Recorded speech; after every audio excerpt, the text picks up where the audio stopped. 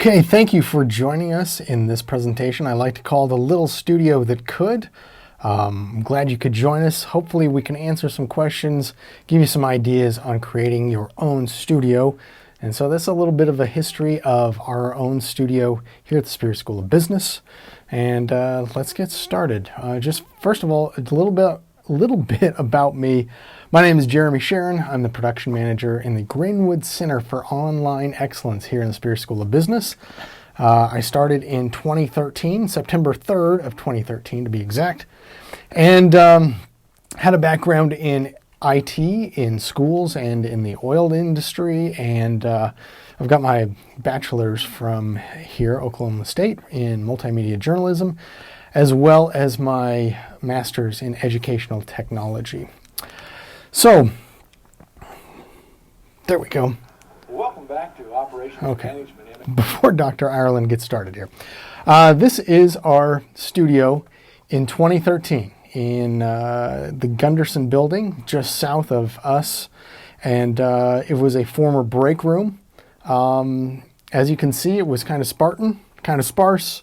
The person that held my job before I got here has a great photography background. In fact, he's an incredible photographer, and thus you always know a photographer because they've got a drop cloth behind somebody, right?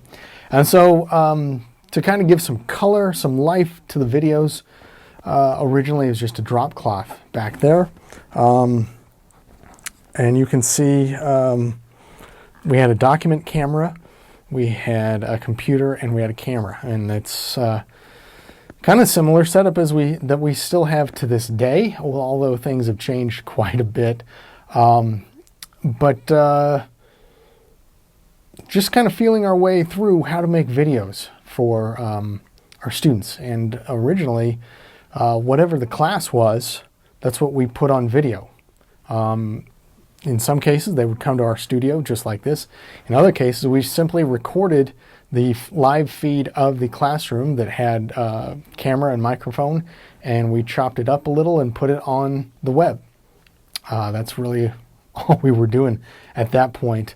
It was a lot of work post-production more in HTML rather than video editing, but this is what it looked like. So I'm just going to hit play for Dr. Ireland here to talk, and you can kind of hear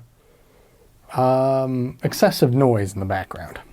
Well, welcome back to Operations Management, MSIS 3223.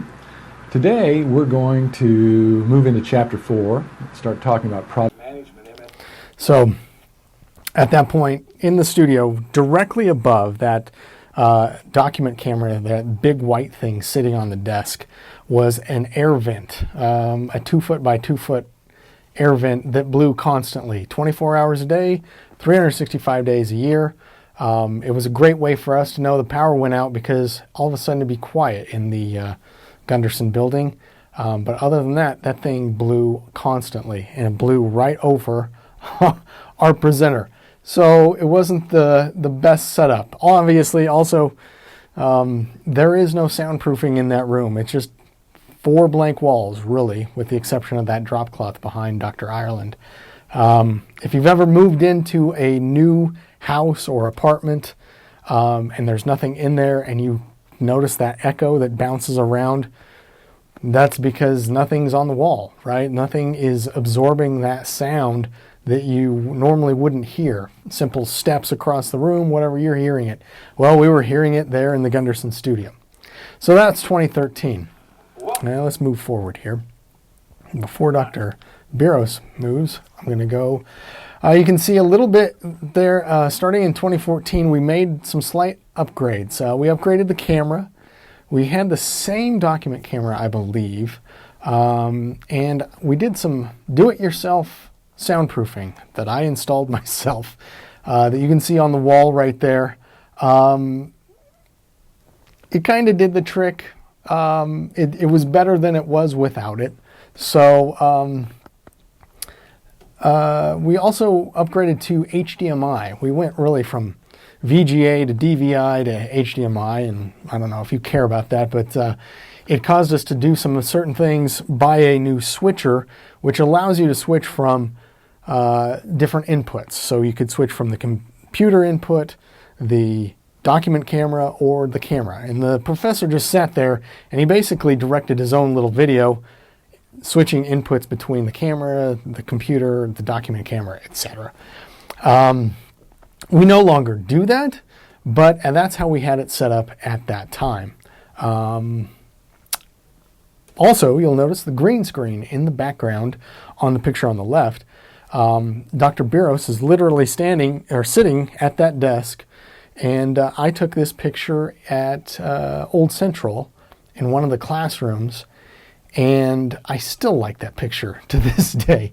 And I even used Photoshop to skewer our Spears logo and slapped it on the side of the wall there at Old Central. It's a great looking picture, and you might not guess that that's, in front of a green screen, especially with the light coming through that window. It really gives reason for a halo around Dr. Biros that we kind of had problems with on that green screen. And like I said, the soundproofing kind of eliminated that room noise, that vent. It's still blowing, but you can't hardly hear it as well. Hi, I'm Dr. Dave Biros. I'm your instructor for MSIS 4253 and MSIS 5253. Throughout the semester, we're going to have a few assignments for this course. Okay. I'm Dr. So we started getting better, right? We just constantly upgraded, constantly thought of new ways to do better. And then in 2018, we moved here to the new business building in our own studio that was specifically made to be a studio rather than a break room.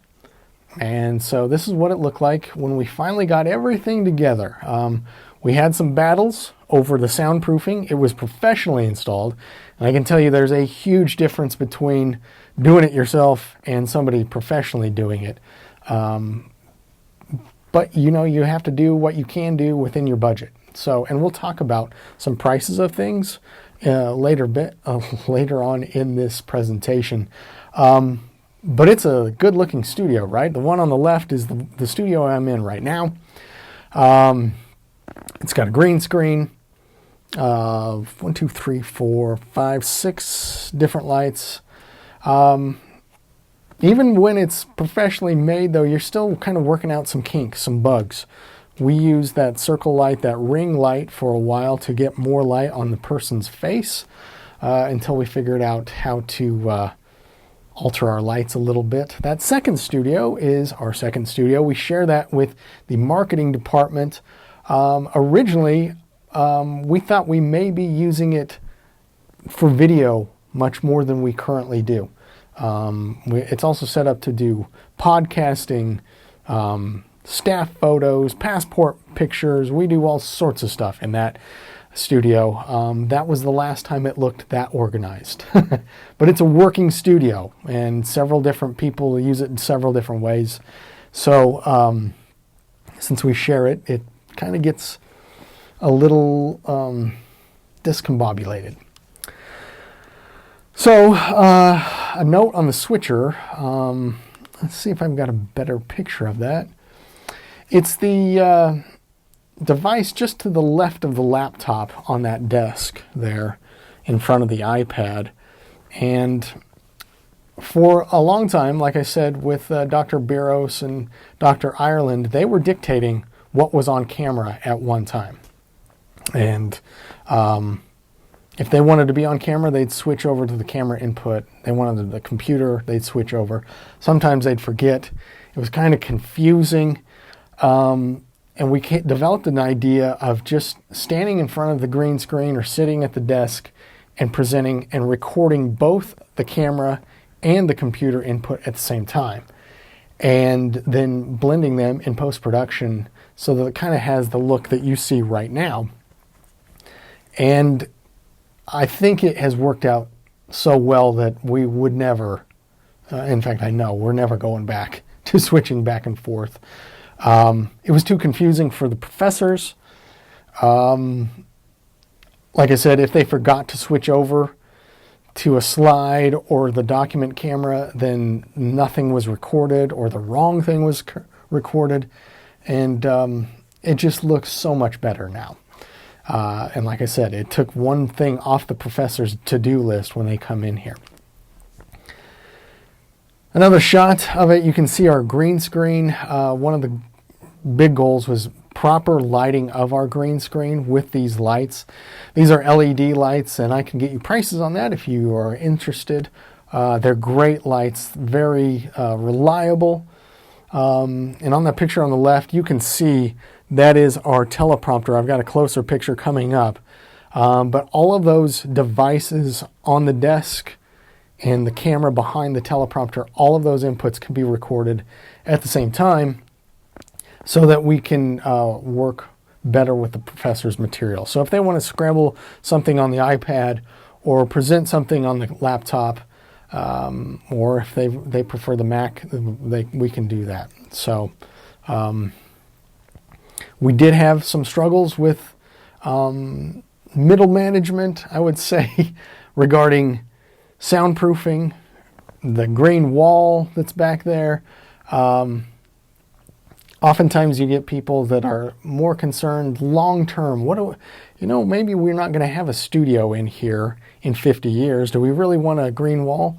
Well, I'm pretty sure we can paint over a green wall. It allows incredible flexibility that I will talk about in a second. Also, we ran into issues with same middle management about soundproofing versus sound barrier, and those are two different things. Sound barrier prevents sound from getting into the room. Soundproofing eliminates the sound that is within the room. Those are two different things, and both are necessary. And if you have to choose one or the other, go with soundproofing. Just like I was talking about moving into an apartment or a house, nothing on the walls, and you hear that echo, you do not want to hear that echo in your videos. Same with air conditioning, heating units that are blowing in. You need something absorbing that sound and eliminating it from your video. Otherwise, it's going to be very distracting. And your students are used to high quality video. They're used to high quality commercials. I mean, compare commercials today to what we used to suffer through in the 80s. It's night and day difference. It's like black and white compared to color from what these kids are used to. So make sure you're doing that. Quality has a cost, and soundproofing is a good place to spend some money, some good money on that, to have it professionally installed. So let's keep on moving. See what else I can come across. It turns out, as you're watching this mix. Okay, hang on. This is Dr. Dave Carter, and he's one of our finance professors. This is what our videos look like now. Totally different from the drop cloth in the background, right? We've got animation using Envato Elements, and I cannot recommend Envato Elements enough, and I can talk to you about that if you'd like. It's more engaging, visually more appealing. It's clean and crisp. It's clear what Dr. Carter is talking about, and so I'm just going to let it play here. It turns out, as you're watching this, make sure that you circle the bottom one, maximize shareholder wealth. That's what we want. We want to increase the value of the stock that our shareholders own. So, are the other ones bad answers? Well, no, but they're not complete answers. So, profit maximization. Let's look at that. Okay, so you can see we've really grown in really 9 years or so, just making mistakes and learning from them. That's really all it is.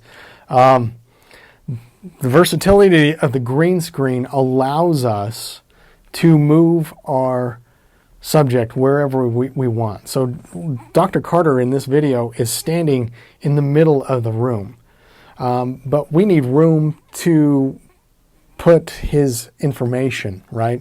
All of those points to signal maximize shareholder wealth is the correct answer. We need room to do that on the screen. And so we can move Dr. Carter to the side. We can move him to the other side. He can still be talking, and it looks like the camera is even panning across to see him. And if all else fails, we can just fade him out and go full screen with his content. So I can't say enough good things about a green screen. It is so versatile, and if you have professors that make mistakes, even it is really easy to eliminate the appearance of a mistake in a video. I don't even know why I'm holding this thing. Not even using it. To level up your content marketing game. Okay, so the first thing that we recommend that you do is SWOT your brand. What does that mean? Well, SWOT your brand is doing a brand analysis. So it's a SWOT analysis. This is another example of recording that took place right here in our studio. In most cases, if the professor is doing a good job with their slides, and by that I mean it's not sloppy with pictures or pixelated pictures or misspelled words or whatever, we just use their content in the video.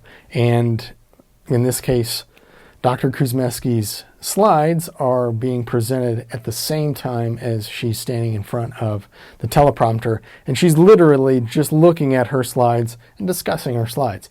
It makes it very conversational, and your students learn so much better when it's that way. Again, green screen, we can place Dr. Kuzmeski and her slides wherever we need to and not really have that much of a distracting background in the back. Level. Okay. Calculator function, we're going to say it's the present value of an ordinary annuity of $1, aka we're going to be using table 4. The payment amount every single period for 5 periods, so they're paying starting a year from now. Okay, in this example, this is just Rachel Cox using her own iPad, as a matter of fact, and we're recording that.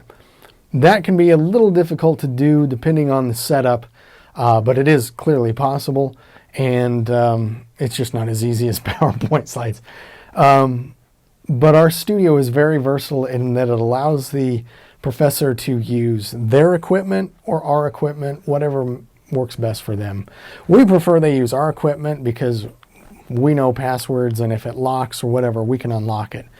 If an iPad is someone's personal iPad and it locks, then you got to go find the person, and it's this whole thing. So again, green screen, she's simply sitting at the desk writing through this worksheet, doing the worksheet on the video, and we like presenting them both on screen at the same time. In fact, studies have shown your students learn better when they see eye contact with you. You're talking in a conversational voice, and you look like a real person giving a real lesson. Function, we're going to say it's the present value of an ordinary annuity. Additionally, studies show that material that is narrated and shown at the same time has a greater effect on your students' learning capabilities. Okay, let's move on to one more example here. And in this case, I'm going to show you a before and after, but I'm first going to show you the after, and then I'll show you the before. The summary. 1984, the NFL's Colts, who are an old franchise, they had great success, had a great fan base, got new ownership by the 1980s. Irsay was the owner, decided to move the team from Baltimore to Indianapolis. People in Baltimore were devastated. The people in Indianapolis were excited because now they had an NFL team. 1996, the Browns are in Cleveland. They want a new stadium. They can't get it done. They leave Cleveland and their devoted fans. They move to Baltimore. Baltimore is excited because now they have a team again. It becomes the Ravens. Cleveland fans are sad because they don't have a team. Well, in this case, it worked out for everybody in the end because in '99, the NFL reestablished the Cleveland Browns with an expansion team. Okay, so that is animation I did using the Envato elements and some images I was able to grab for the helmets, a map that is a free use map, and gives clear instruction of what is where and when it moved somewhere else, right? So you've got Baltimore going to Indianapolis, Cleveland going to Baltimore, Cleveland rising from the ashes, right? Now, if you're not a football fan, this doesn't make sense. If you watch the original, this is the before. This is what the original recording looked like. The summary. 1984, the NFL's Colts, who are an old franchise, they had great success, had a great fan base, got new ownership by the 1980s. Irsay was the owner, decided to move the team from Baltimore to Indianapolis. People in Baltimore were devastated. The people in Indianapolis were excited because now they had an NFL team. 1996, the Browns are in Cleveland. They want a new stadium. They can't get it done. They leave Cleveland and their devoted fans. They move to Baltimore. Baltimore is excited because now they have a team again. It becomes the Ravens. Cleveland fans are sad because they don't have a team. Well, in this case, it worked out for everybody in the end because in '99, the NFL reestablished the Cleveland Browns with an expansion team. Okay, so I love sports. I love football. I love the NFL. Not as much as I do college football now, but even I would say, man, this is real boring. This visual representation, right? First of all, spatially, I don't know, and I didn't know until I made that map in the previous video, where Baltimore was in relation to Cleveland and Indianapolis. And I couldn't tell you whether Cleveland was further east of Indianapolis or vice versa. And I didn't even know that Ohio and Indiana were states that were right next to each other. I grew up in Colorado. And living in the West, I'm used to states that make sense. They're not all jumbled up and little like that. So I think the visual representation obviously is a better way to learn about things, especially if you don't care or know anything about the NFL. That previous example gives you clear information, what happened, when, and why. Moving on. The summary. Okay, so it just simply allows us really limitless creativity. We come up with all sorts of ideas. This is a view of the back end of our production office. It's also Brandon's office. And in the TV on the left, we can see what's going on camera. On the TV on the right, we can see what is coming through the switcher. Whatever the electronic device they're using, we can monitor it using that TV on the right. We can also hear what's going on, microphone-wise, which is amazing. Because in Gunderson, if you remember several slides ago, we had no way to monitor what was going on in those recordings. We simply hit record on the computer that was in that office, in that studio, shut the door, and hope to God everything was working right. And if you had a power outage or they bumped something, tripped over their microphone, stopped the recording, overloaded the computer with whatever they were presenting, you could have wasted 2-3 hours of somebody's time. And nobody wants to do that. So this remote monitoring capability is wonderful. You can see the Sumo recording device. That is that third little television down at the bottom. And I can talk about that here in a second. But this is what the back end looks like. Okay, let's quickly go through our delivery history. One of the greatest things I think that has helped our administration support us as a department is our long history with distance learning. In fact, in the early 90s, as you can see down at the bottom, we were sending out VHS tapes to students. That's how learning was done remotely back then. Then we upgraded to DVDs. In fact, when I got here, we were still randomly sending out DVDs. We switched to flash drives, putting the videos on flash drives, especially for our military students. Internet connectivity was horrific, but the military wasn't too happy with just randomly plugging in flash drives into their computers. They preferred DVDs, so we were still doing DVDs as of 2013, 2014. About that same time, we were also starting to do external streaming, and we had a separate server solely committed to that task. And what we would do is put links in the LMS, which was D2L at the time. And we would put links in a module, week 1 module, and put the link to the video, and it would point to our external server. And it had a wrapper and OSU signage and all of this good-looking marketing stuff. But it wasn't, it was a little kind of clunky. It definitely took a lot of time on our end writing HTML and pointing people to the right video that resided on that server. Then in about, what was that, 2016? Black text is kind of hard for my old eyes to see. LMS streaming came into play with Brightspace, and we could literally take the video and put it into the LMS, and the student could just play the LMS right there. Canvas does a wonderful job with that. We haven't had as many problems as we did when Brightspace first started doing that. So just a little history there. Okay, the studio purpose. First of all, we want to extend the campus experience.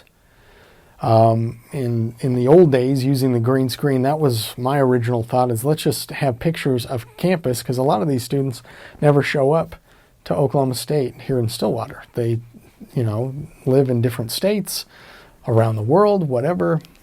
They might not see it, so let's try and make it so that they can see where they go to school. Same instructor and same content. I kind of go back and forth on that one. I like the fact that the instructor giving the lesson here on campus to the in-classroom students is the same one providing the lecture online. I do understand and kind of like the idea of other universities having a separate squad basically for their online learning, because there's so much more you can do with it. Originally our thought was let's just videotape the classroom and give it to people that don't live here in Stillwater. But when you think of all the things you can do with video that you can't necessarily do in the classroom when it's live, that gives you so much more opportunity and ability to get creative and do things that you wouldn't be able to do in the classroom. So I get having a staff that is solely focused on that, more intentional about being online and what you can do with videos. And then extending online content to on-campus courses.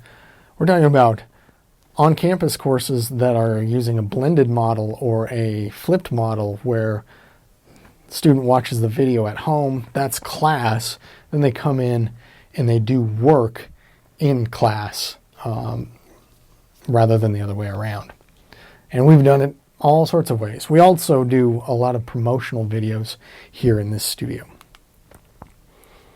Okay, so you want to get a studio, you want to do online videos. How do you get your faculty to use it? Well, there's the 3 C's that I follow, or that I suggest. Put it in any order you want, but all 3 are important. Comfort. You want your faculty to be comfortable using the studio, and if they're not comfortable using it, they're not going to use it. And then what was your studio is going to be, that used to be our studio, right? It went from, this is our studio, and we used to have a studio, right? So make it comfortable, make it simple, make it user-friendly for your professors. Secondly, costs. Quality has a cost. We always try to save money when we can and not save money when we can't. And I'll show you an example with our soundproofing where we saved money where we could, and it was super cheap.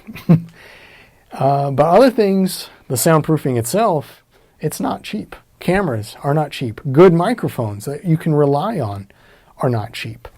We have others in this building They use different microphones, and they are constantly dealing with trouble.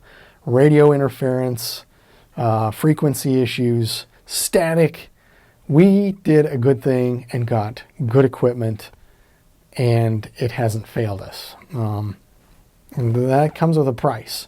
So you have to decide what are you willing to put up with. Constantly monkeying with a cheap mic that doesn't work, or biting the bullet, paying a price, and getting something that works really good.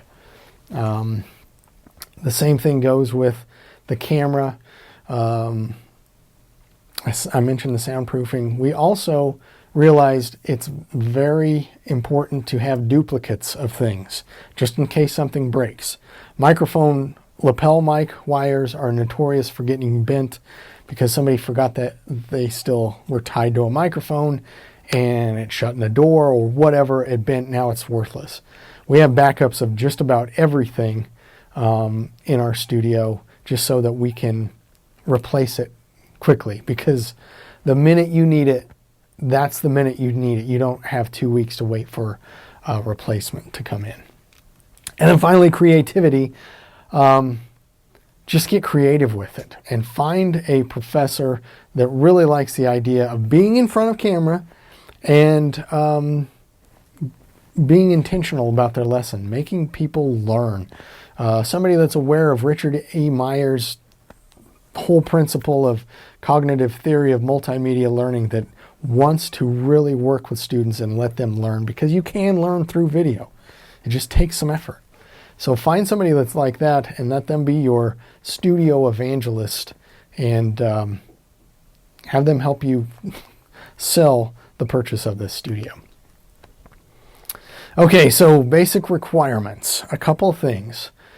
Like I said, you want it to be accessible, and obviously it's not going to be accessible 24/7, but you want it to be used, right? Otherwise, if nobody's using it, like I said, somebody else is going to find a purpose for that room. Appealing, you want it to be visually appealing. To be honest, our Gunderson studio way back in 2013 wasn't very appealing. It was very Spartan, very utilitarian, if you will. And I think what we're doing now looks a lot better. It's kind of more cleaned up and not an additional storage unit, studio / storage room. So also make it reliable. Our studio is up and running, and when we record, we're recording. Nothing will kill someone's confidence in something quicker than it breaking on them when they were trying to make a recording. And that's something we've learned the hard way a couple of times. Hence the duplication of equipment. We even have multiple microphones recording at the same time, just in case a battery goes dead or some weird incident happens. And then, of course, make it simple so that your people are comfortable using it. Okay, so let's look at some of the equipment we use. These are the two microphones I'm talking about. We record using both of them at the same time, just in case one were to quit. There's the lapel mic. It's a Rode Link. These are fantastic microphones, and for some reason, Rode stopped making them. There is a new Go 2 option that I have not tried. It's about $100 cheaper than what we paid for our mics. Those Go 2 ones are about $250 per combined unit. And then there's the Sennheiser mic, the one on the left. It's a boom mic, and it's about $300. And for being a boom mic, it makes very good quality. The problem with a boom mic is it can also pick up additional sounds. The lapel mic, it's right here next to their throat. I probably just tapped it on me, and you can trim the gain down so it's only picking up their voice.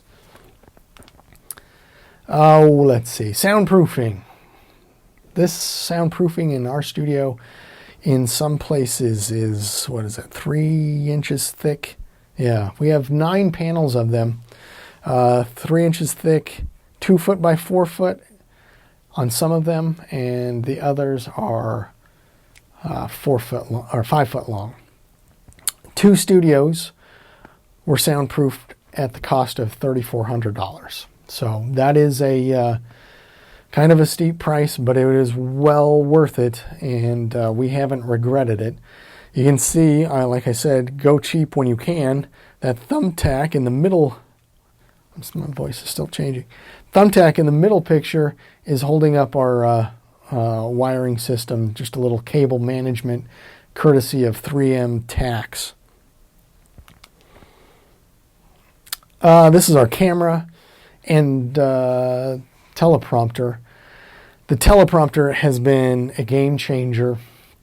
It is I believe it's a 32-inch version. Yes, it is a 32-inch version, so almost 3 feet wide, and it was $2,800. Now that might seem like a lot of money, but for a faculty that are not very confident on camera, the best thing about the teleprompter is it covers up the camera, right? That big eye that just freaks them out. They can't even see it.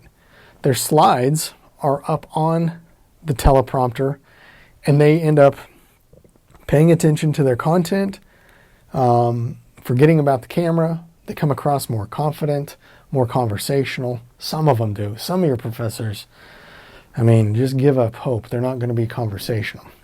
That's the tripod we use in the middle, Manfrotto. They're very sturdy, reliable, but they're kind of expensive.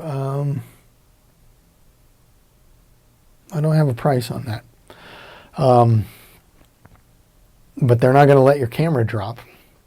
That camera, speaking of which, is a C200 Canon. It is a film quality camera. Many film studios use the C200. With the lens, it was around $6,000. And we have 2 of them. And I think the Canon is now onto the C300 model. So they might be cheaper, but they are workhorses. I mean, ours are used 8 hours a day, 4 days a week, and it's a solid tank. It is fantastic. Well worth the money. What else do we have in here? Oh, that's the teleprompter. It's from Prompter People. And like I said, it is big. 3 foot wide. Here's another shot of it. But it does help your faculty become more confident when they're on camera. Lighting, these are Dracast LED lights, and for 3 of them, they're like $1,700 a piece, and we have 6. So you have several different purposes for those lights. Obviously, to light your subject properly, to make them look lively and engaging. The ones you'll see on that on the left side of the picture, there's one shining real bright. We've got 4 of them that point at the green screen, and the purpose of that is to eliminate any shadow that would be cast from the lights on the back end of that picture that present onto the subject themselves. And the reason that's necessary, that shadow gets on the green screen. It causes pixelation and confusion when you try and key out the subject. And that kind of going down the rabbit hole geek-wise with green screen, but you don't want that. You can add it later in post, and it's fine. It's just a software addition. But you don't want it in real life. Okay, what else? Oh, additional devices. That is the switcher in the upper right-hand corner. That was $1,400 when we got it. And we got it in 2014, and it has been in use every day since 2014. It's called a seamless switcher. It allows you to switch from one input to another using a processor that's built into the switcher itself. And the reason we had to get that was when we switched over to HDMI, when our professors would switch from camera to computer to document camera to whatever, it would freeze the video for about 1.5 seconds, and it froze their faces in the worst distorted position you can imagine every time. So this seamless switcher, when you push the button, it switches over immediately. In the bottom right is our Sumo, and all of this equipment I'm showing you is workhorse material. You're going to pay a lot of money up front, but you will be using it for years, if not decades. I mean, we're close to a decade on the switcher. The Sumo is getting close to a decade. I think we've had it for 7 years. It's made by a company called Atomos. It is also film quality. It allows you so many things we don't even use it for, which also, I mean, it can do the zebra. It can tell you hot spots in lighting. It can tell you color correction. It can look for, oh my goodness, so many things. We use it to record the input of the computer or whatever electronic device they're using. And like I said, it works incredibly well. Solid state drive that swaps in and out, hot swappable. You can just pull it out as soon as you're done recording, throw it in your computer and start importing that video. It is great. It is, we've never had a problem with it. Okay, now that's my presentation. If you have questions, I'd love to talk to you. My contact information is there. I hope you enjoyed the presentation. Following this, I'll just throw some other videos of things we've done in this studio. Hopefully spur your imagination on what you can do with your videos in the future. OSU Information Technology would like to share a few tips to help you secure your accounts. 1. Don't reuse passwords for more than one account. If one account gets compromised, then all your accounts are compromised. 2. Use long and complex passwords when possible. The longer and more complex your password is, the harder it is for someone else to guess. 3. Use a password manager. Password managers can store multiple passwords for each of your accounts, so you don't have to remember them all. 4. Use multi-factor authentication when possible. Multi-factor authentication adds an additional layer of protection by requiring a response to something such as a code texted to the user's phone or an app notification. If you have any questions or would like to learn more, please visit our website at it.okstate.edu.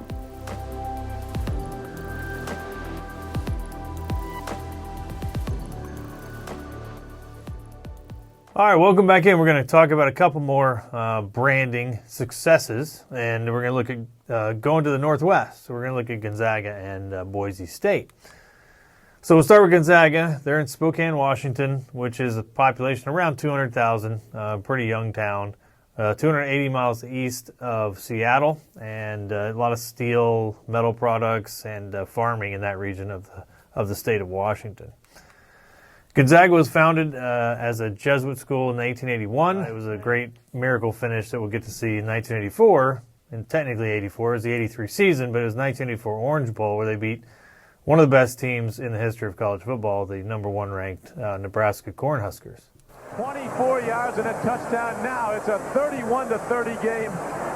And what does Nebraska do? I have not seen the kicker come on the field, and I don't think he's coming on the field. This is for the national championship for Nebraska. Incomplete.